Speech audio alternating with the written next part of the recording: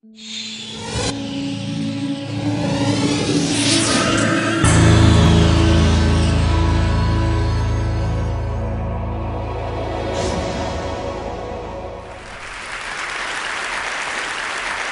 new me is beauty. Yeah, people used to say, no, Norman's okay, but if you followed what he said, everything would be usable, but it would be ugly. Well, I didn't have that in mind, so this is neat. Thank you for setting up my display. I mean, it's just wonderful. And I haven't the slightest idea what it does or what it's good for, but I want it. And that's my new life. My new life is trying to understand what beauty is about, and pretty, and emotions. And the new me is all about making things kind of neat and fun. And so this is a Philippe Starck juicer produced by Alessi. And it's just neat, it's fun. It's so much fun I have it in my house, but I have it in the entryway. I don't use it to make juice. In fact, I bought the gold-plated special edition, and it comes with a little slip of paper that says, don't use this juicer to make juice. The acidic, well, the acid will ruin the gold plating. So actually, I took a carton of orange juice and I poured it in the glass to take this picture. But beneath it is a wonderful knife. It's a global cutting knife made in Japan. And it's just, first of all, look at the shape. It's just wonderful to look at. Second of all, it's really beautifully balanced. It holds, it feels well. And third of all, it's so sharp, it just cuts. It's a delight to use. And so it's got everything, right? It's beautiful, and it's functional. And I can tell you stories about it, which makes it reflective. And so you will see I have a theory of emotion, and those are the three components. Hiroshi Ishii and his group at the MIT Media Labs took a ping pong table and a projector above it, and on the ping pong table they projected an image of water and fish swimming in it. And as you play ping pong, whenever the ball hits part of the table, the ripples spread out and the fish run away. But of course, then the ball hits the other side, and the ripples are the poor fish. They can't find any peace and quiet. And is that a good way to play ping pong? No. But is it fun? Yeah. Yeah. So, or look at Google. If you type in, say, emotion and design, you get 10 pages of results. So Google just took their logo and they spread it out. Instead of saying, you got 73,000 results, this is 1 through 20, next, they just give you as many O's as there are pages. It's really simple and subtle. I bet a lot of you have seen it and never noticed it. That's a subconscious mind. Sort of notices it. It probably is kind of pleasant, and you didn't know why. And it's just clever. And of course, what's especially good is you type design and emotion, the first response out of those 10 pages is my website. Now, the weird thing is Google lies. Because if I type design and emotion, it says, you don't need the and, we do it anyway. So, okay, so I typed design emotion, and my website wasn't first again. It was third. Oh, well, different story. There was this wonderful review in the New York Times about the Mini Cooper automobile. It said, this is a car that has lots of faults. Buy it anyway. It's so much fun to drive.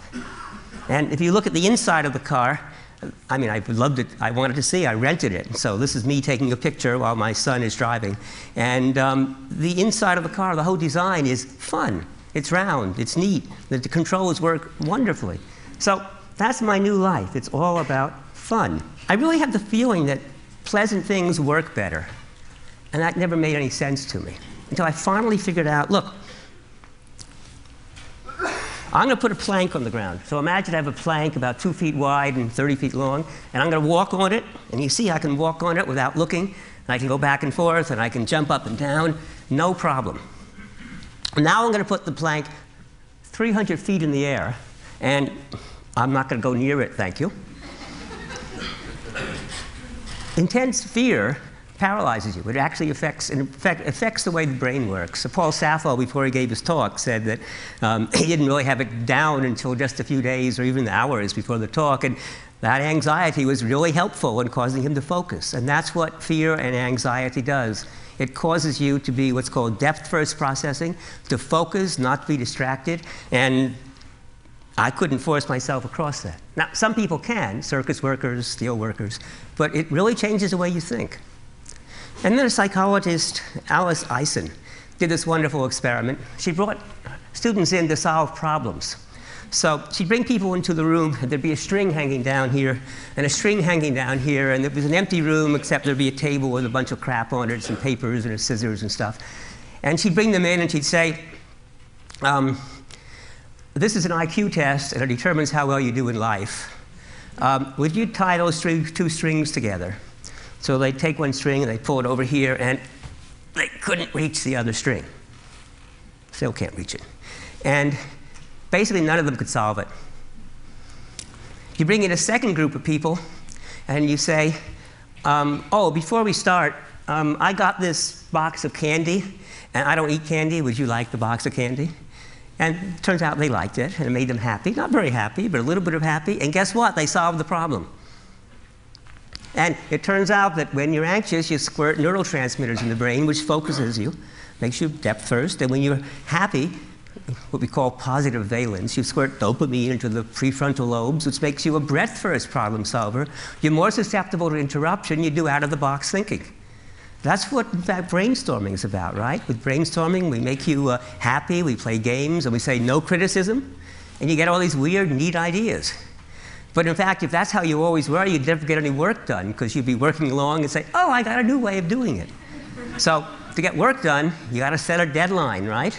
And you got to be anxious. So the brain works differently, and if you're happy, things work better because you're more creative. You get a little problem, you say, I'll figure it out. No big deal. There's something I call the visceral level of processing, and there'll be visceral design, and it's biology. And we have co-adapted through biology to like bright colors.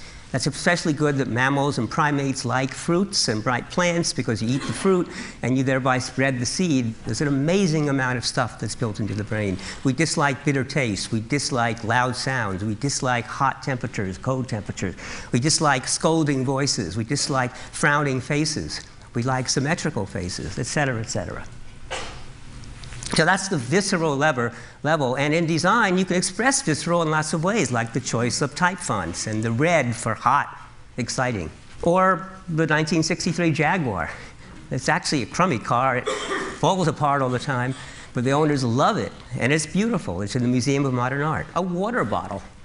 You buy it because of the bottle, not because of the water. And when people are finished, they don't throw it away. They keep it for, it's like the old wine bottles. You use it for decoration. Or you maybe fill it with water again, which proves it's not the water. It's all about the visceral experience. The middle level of processing is the behavioral level. And that's actually where most of our stuff gets done. Visceral is subconscious. You're unaware of it. Behavioral is subconscious. You're unaware of it. Almost everything we do is subconscious. I'm walking around the stage. I am not attending to the control of my legs. I'm doing a lot. Most of my talk is subconscious. It's been rehearsed and thought about a lot. Most of what we do is subconscious. Automatic behavior, skilled behavior is subconscious, controlled by the behavioral side. And behavioral design is all about feeling in control, which includes usability and understanding, but also the feel and heft. That's why the global knives are so neat. They're so nicely balanced, so sharp. You really feel you're in control of the cutting.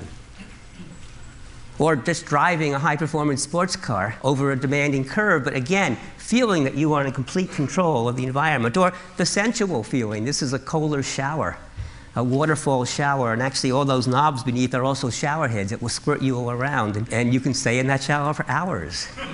And not waste water, by the way. It recirculates the same dirty water. Or this is a really neat teapot I found at High Tea at the Four Seasons Hotel in Chicago. It's a Ronnefeldt tilting teapot.